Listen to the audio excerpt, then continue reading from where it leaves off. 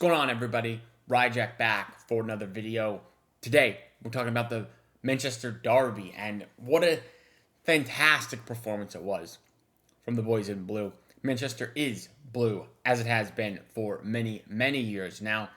Of course, we did a live watch-along for the game, and I very much appreciate everybody tuning into that. I do those every time there's a weekend game. So, Arsenal, next weekend, come tune in for the live watch-along as always. However, let's talk about the actual game from yesterday. Pull it up here on screen. City do win 3-0. Foden starts it off in the first half. Haaland gets 2 in the second half. Probably could have had an additional 2 goals, I would say. Definitely a third should have had. But nonetheless, 2 goals. It's a brace for Haaland, and he does win man of the match. For me, man of the match could have gone to a number of players, but I do think it goes Erling Haaland's way. 2 goals is tough for anyone else to catch up to, just in terms of impact on the game. Doku right there with him. He gets 2 assists, probably Doku's best performance in some time. I thought it was really good. And we know the link up between Doku and Haaland is not always great, but in this game, for whatever reason, it was there. He had the assist. Doku gets the other assist for Phil Foden on some tricks and skill moves to get open and available. I thought he was fantastic. The first assist did come on the right-hand side. Second one came on the left-hand side. So a bit interesting maybe to see where we see Doku a lot going forward. I do think he has a chance to be a good right winger, and we don't really see that very much. Moving on to the midfield, Phil, fantastic in the midfield. He has to start in the midfield going forward as the 10.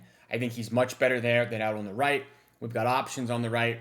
I know Bernardo Silva has a decent rating here of 7.7. He got the assist for Haaland, but let's be honest, anyone could have gotten that assist. It was just a ball over the top. Give him 20 yards to run, and anyone's getting that assist. Bernardo, for me, was not very good. He looked slow, looked like he lost pace, which he already, as it is, wasn't very quick in general, but looked slow off it. Reinders, not the best game from him. Could have scored, should have scored, did not. He's had 1 fantastic game against Wolves, 2 pretty poor games, and this one he was okay. He was all right.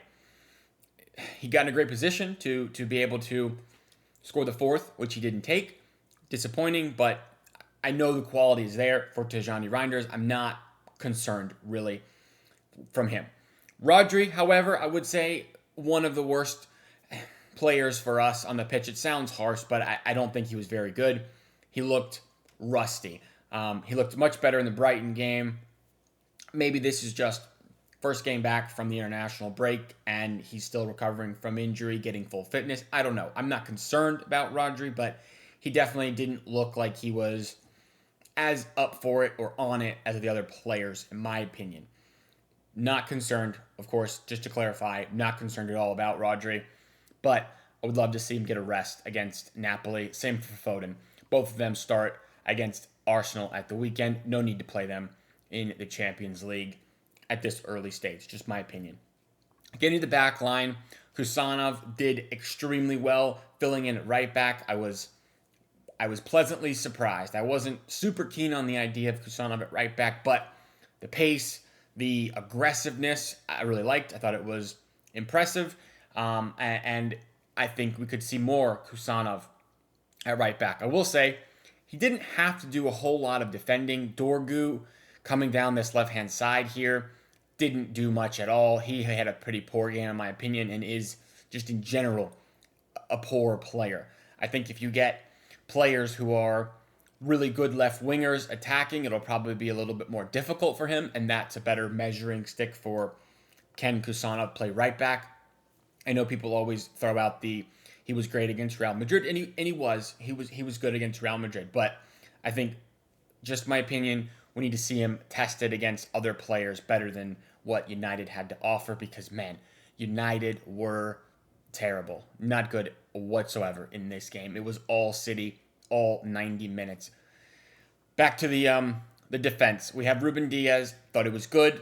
No real errors to speak of. No nervy moments to speak of. He did win a few headers as well, which is something we've been groaning about. I thought he was solid there. Gavardiol, again, another good performance. First performance for City of the season for him. Great to see him back. And I do prefer him as a center back compared to when he plays left back. I much prefer Gavardiol at center back. Now we get on to Nico O'Reilly. Nico O'Reilly is an interesting one because we're not going to have Ryan Aït-Nouri for a couple of weeks, maybe a month, something like that. I think he made his case that he should be the left back going forward. We've seen him in the midfield a few times, and to be honest, he has not looked great. But when he plays left back, he kind of gets the freedom to just use his pace and power to bomb up and down the left-hand side, and he makes a really positive impact on the game, in my opinion.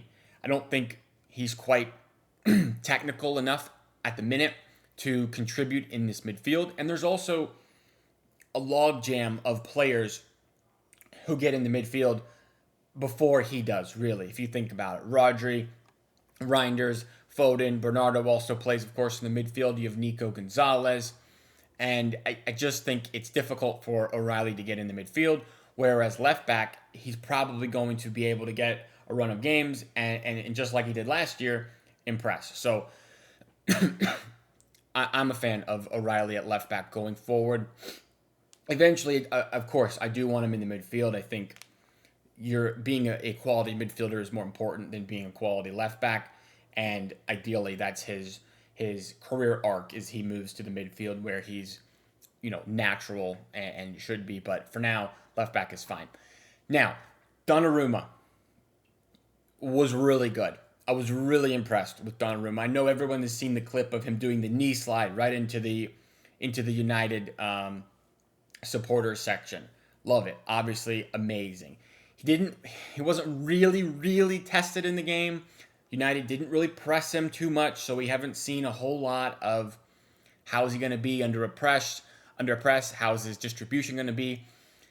Very different than Ederson, of course. He made the save in the first half on the Sesko shot. It was a floater. It was never really troubling him. Second half, he makes the outstanding save on the Embuemo shot. It's a left-footed volley that I would expect the keeper to save, but it was still a difficult save. So I was very happy to see that, and I just know people are sitting there at home thinking Ederson's not saving that one. Maybe he would, maybe he wouldn't. We will never know. But I did feel like Donnarumma was letting it in. That's for sure. You see the leadership and the just, I don't want to say aura because that's way too overused, but Donnarumma has a presence about him that I think is comforting for the back line. At one point in the first half, he did have the ball and he was semi-rushed to make a pass, and it wasn't a great pass out to Ruben Diaz. But to Donnarumma's credit, he went at Ruben Diaz and said, "What are you doing? You can't be passing me the ball there." And, maybe Ruben Diaz and all the backline defenders have to adjust and take some time to realize they can't make the same passes to Donnarumma that they used to make to Ederson. It's not going to work the same. And that's fine. It's something that City can work through and play through and get used to. Donnarumma went long quite a bit.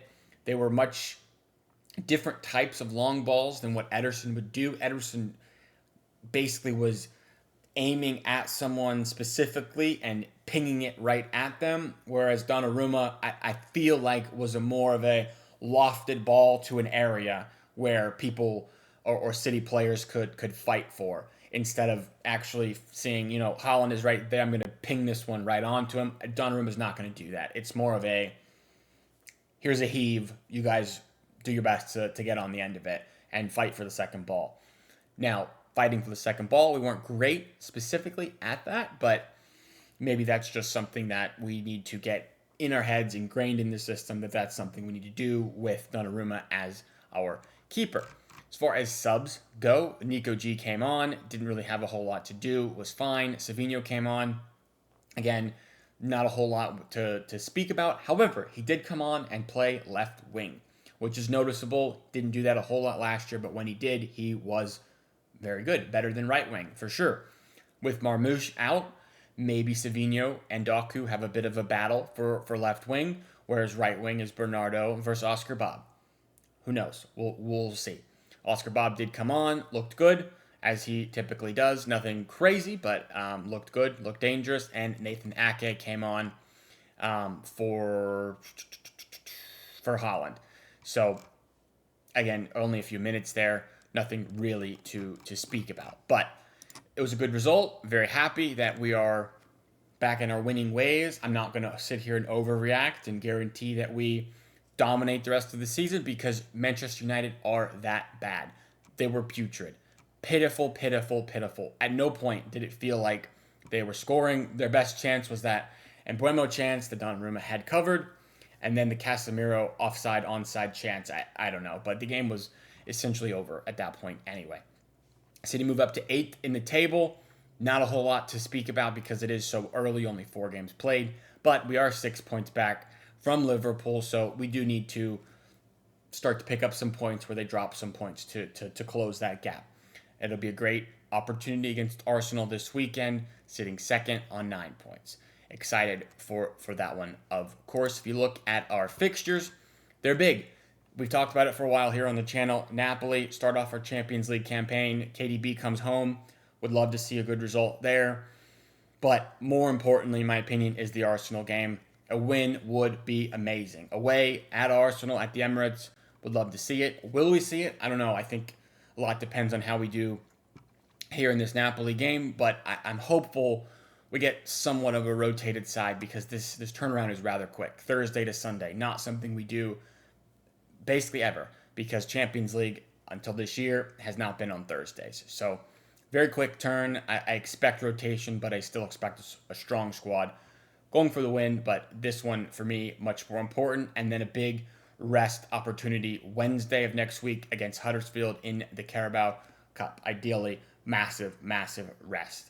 And then a huge, another game, home game, Premier League, Burnley. So a lot of positives to take away. I would say in general, it was, for me, the best performance of the season. I know people will go back to Wolves, but I think the 4-0 scoreline against Wolves flattered us a bit. I think this one was much more dominant throughout, and I was more pleased with our effort and the energy. According to people in the stadium, it was the loudest the Etihad's been in quite some time. So those are things you love to hear. Anyway, I do appreciate you guys tuning into the video. We'll be back for Napoli preview. As always, we'll keep the content rolling. Check out my social links in my channel description. Discord for City fans if you're interested. TikTok, Instagram, Twitter. I got it all. So check it out. Sub if you're new. Much appreciated with the love on the channel. We are going for 500 subs, guys. 500 subs very soon. So thank you, and I will see you in the next one.